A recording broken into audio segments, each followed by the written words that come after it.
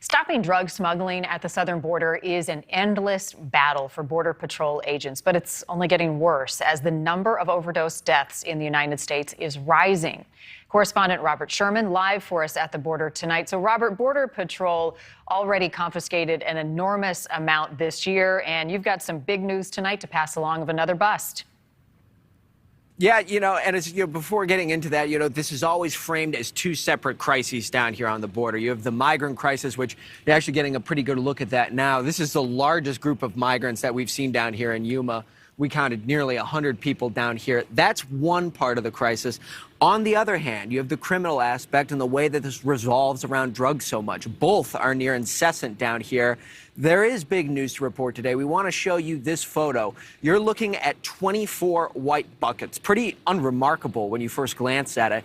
But inside of those buckets, $18 million worth of meth. This bus was made by Customs and Border Protection over in Laredo at the port of entry over there. And this is what Border Patrol is seeing on a consistent basis, people trying to sneak drugs through the ports of entry across the border. The big drug everybody continues to talk about, that's fentanyl. Here's some of those numbers. Through the month of March, over 2,400 pounds of fentanyl have been seized at the U.S.-Mexico border. To put that in the context, evaluating by the same time frame last year, a 17% increase here into 2022.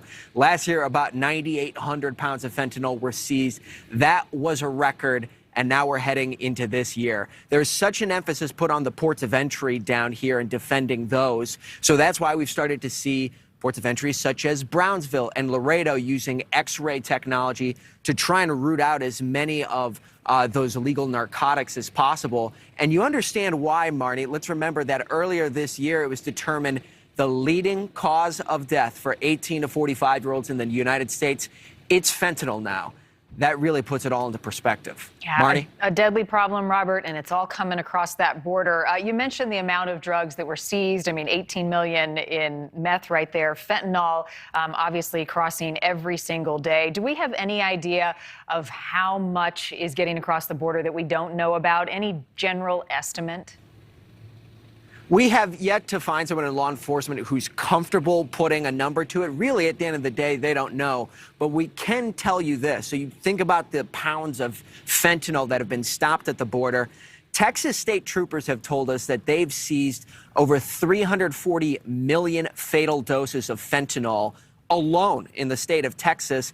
That's what's already made its way into the U.S. That's just stopped in traffic stops or home arrests or things of that nature. So a lot is still getting into the U.S., despite the fact that great efforts are being made at the border itself. And we are seeing the result as the overdose deaths are on the rise, primarily with the synthetic opioids that we're talking about. Robert Sherman at the border, shining a light on this once again tonight. Robert, thank you as always.